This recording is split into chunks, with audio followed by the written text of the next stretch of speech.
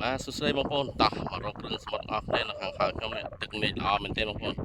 មកខាត់ពេលយូរតោះតាមដានវីដេអូរបស់ខ្ញុំទាំងអស់គ្នា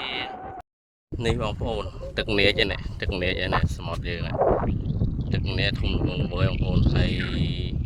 នៅខាងមុខខ្ញុំបងប្អូនរបស់យើងគាត់កំពុងតែកាយងារបងប្អូនរកគ្រឿងសមុទ្រឥឡូវតោះយើងទៅមើលគាត់ទាំងអស់គ្នាលទ្ធផលរបស់គាត់បានប៉ុណ្ណាដែរតោះតាមដានទាំងអស់គ្នាអូទឹកនេះល្អបងប្អូនអើយហើយឃើញនេះចឹងយើងដើរបានឆ្ងាយណា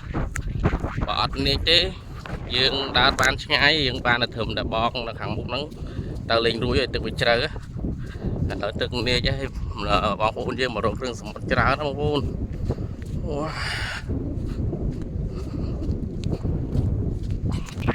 នេះបងប្អូនខ្ញុំមកជួបមួយនៅគេហៅគ្រឿងសមុទ្របងប្អូននេះហ្នឹងគេថាគ្រឿងសមុទ្របងប្អូនជួយមើលមែនណាអាហ្នឹងគ្រឿងសមុទ្រយើងពីញ៉ាំហ្នឹងត្រូវបងប្អូនត្រូវអត់ឥឡូវយើងទៅមើលបន្តទៅមុខទៀតជិតដល់គោលដៅហើយឥឡូវយើងធ្វើដំណើរទៅមុខបន្តទៀតបងប្អូននេះយើងរកគិនហ្នឹងក៏បានដែររមកឥឡូវខ្ញុំទៅជិតដល់គាត់ហើយតោះកុំឲ្យខាតពេកតាមដានទាំងអស់គ្នានេះបងប្អូនជួបមួយដូចជាពុកទានេះបងប្អូននេះជួបមួយដើរជន់នឹងប៉ះណាបងប្អូនកណាលឿននេះបងប្អូននេះណែនៅរួចបងប្អូននេះnóល្អចាស់នេះគេហៅចောင်းសាច់ដុំបងប្អូនដល់ទៅជិតដល់គាត់ហើយតោះបន្តដំណើររបស់ទៀតនេះបានមួយគេដែរពូបានចောင်းសាច់ដុំបានដែរពូមួយដែរនេះឲ្យពូដល់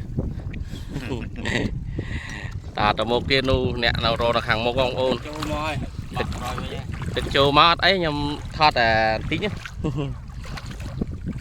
ទៅជិតដល់គាត់ហើយឡើយទឹកចូលមកវិញហើយឃើញតែគាត់អង្គុយអោនងើបជាបងប្អូនអើយអង្គុយរាវគ្រឿងសមុទ្រណានេះកំពុងតែលេងទឹកយកចឹងជ្រៅគេដល់ហើយនេះកន្លែងនេះរៀងជ្រៅបងអាណាយ៉ាលេងទឹកខាងនេះរៀងជ្រៅអត់នេះចូលដំណាត់នេះណាបានច្រើនទេបង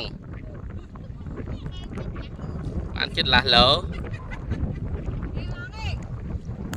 តើមុខទៀតឆើមនឹងទៅមកយ៉ាងជ្រៅចាំមើលលទ្ធផលទៅចុងវីដេអូបងអូនឡើយគាត់ងើបទឹកចូលគាត់ត្រឡប់មកវិញហើយនេះបងអូននេះគាត់រកបានប៉ុណ្ណេះដែរណា